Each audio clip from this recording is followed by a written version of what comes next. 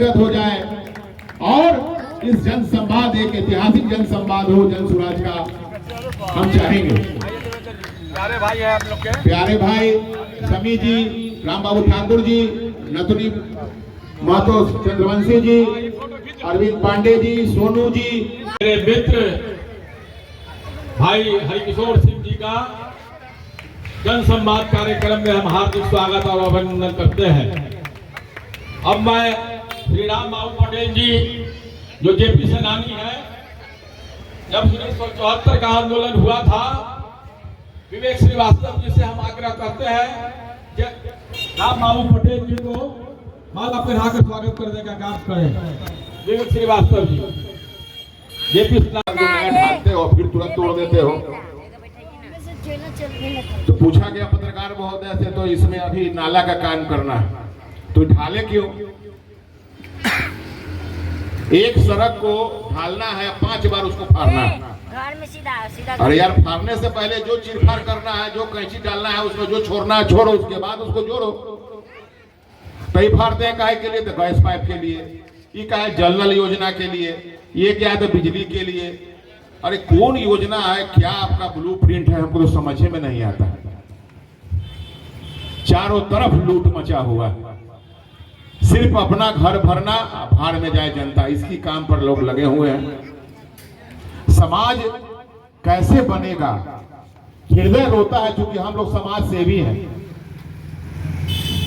हम लोग के दामन पर आज तक कोई दाग नहीं लगा सकता है, क्योंकि हम लोगों ने आज तक किसी का दोहन शोषण नहीं किया।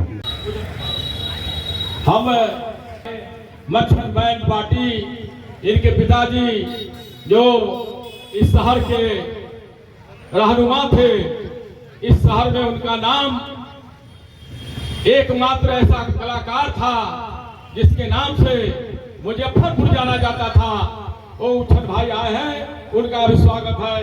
तालियों की गड़गड़ाहट से जन संवाद कार्यक्रम की अध्यक्षता की मांग कर रहा है, इस पर क्या कहना चाहेंगे? देखिए, बिहार में आज 35 वर्षों से बड़े भाई छोटे भाई का राज है, लेकिन बिहार की स्थिति आज भी दयनीय है। आज किसी भी क्षेत्र में बिहार में विकास नहीं हुआ है। आज आप देख रहे हैं कि अपराधियों का तांडव इतना बढ़ गया है कि सारा समाज, कोई भी वर्ग, व्यवसायी वर्ग हो, चिकित्सक वर्ग हो, शिक्षित वर्ग हो, सारे लोग इससे परेशान हैं और उनकी दिन दहाड़े हत्याएं हो रही है और पुलिस रोज़ मीटिंग पर मीटिंग कर रही है। नीतीश सरकार फेल है।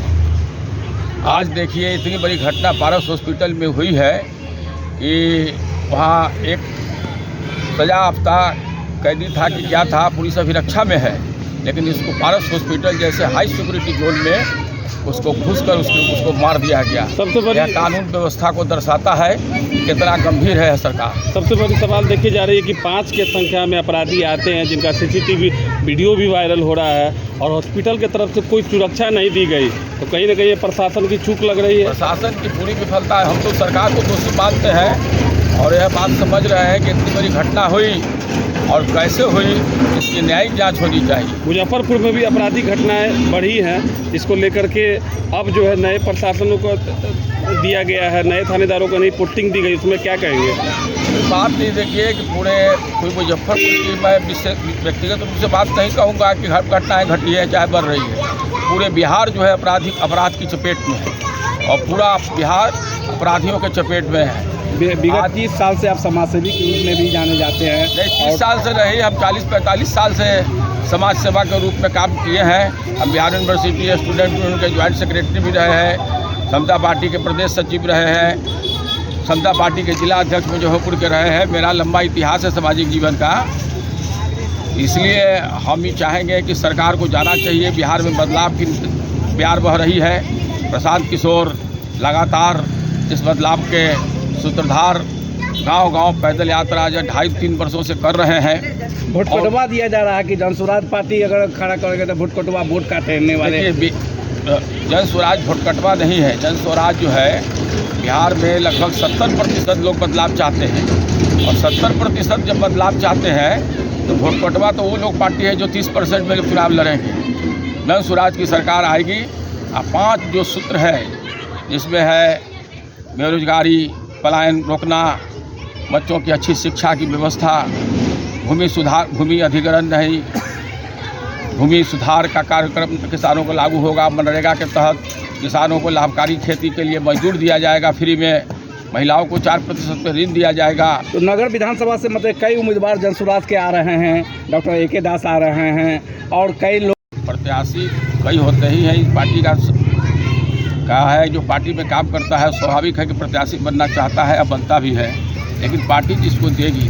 मैं पार्टी का स्थापना काल से जुड़ा हूँ। 2 अक्टूबर 1924 को जो पार्टी गठन हुई उसके पहले से मैं प्रधान जी के साथ जुड़ा हूँ। पदयात्रा में भी रहा हूँ, मुजफ्फरपुर के हर गांव कस्बे का दौरा करता हूँ, इसलिए मैं भी एक प्रत्याशी हूँ। पार्टी ने अगर मुझको टिकट देने का काम किया तो मुजफ्फरपुर की जनता बदलाव के रूप में है और बदलाव करेगी। तो लोगों से क्या अपील करना चाहेंगे? हम यही अपील करना चाहेंगे कि आज स्मार्ट सिटी के नाम पर सरकार का पैसा लूटा जा रहा है, उस पर यहाँ का जो केंद्रीय मंत्री है उसका ध्यान नहीं है।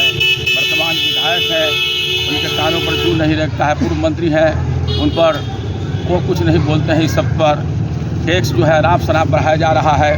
मकान का लोग त्राहिमाम कर रहे हैं। जो जन सुविधाएँ होना चाहिए नहीं मिल रहा है। जगह जगह स्मार्ट सिटी के नाम पर गड्ढे खोद कर कभी गैस का लाइन, कभी पाइप का लाइन, कभी जलापूर्ति का लाइन बिछाया जा रहा है। जनता की गाढ़ी कमाई को लूटने का काम किया जा रहा है और जितने जनप्रतिनिधि हैं सब मुखदर्शक बने हुए हैं। परिचय बताएं।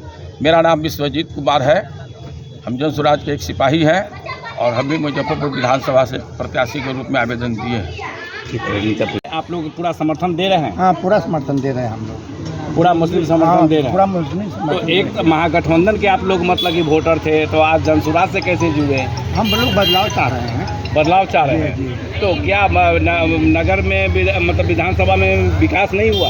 नहीं हुआ है। क्या कमियां हैं, क्या समस्या? बहुत सारी भाई रोड ठीक से नहीं टूटा जा रहा है, खुद गड्ढा खोद रहे हैं, बहुत परेशानी है यहाँ के पब्लिक की। इन पर कितना विश्वास दिलाइएगा?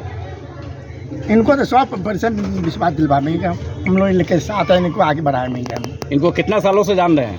इनको तो 40 साल से जान रहे हैं। जान रहे हैं जी। व्यक्तिगत मतलब इनका पूरा जान रहे हैं? जी जी जी। क्या नाम हुआ? मेरा नाम नसीरुद्दीन मंसूरियन साहब।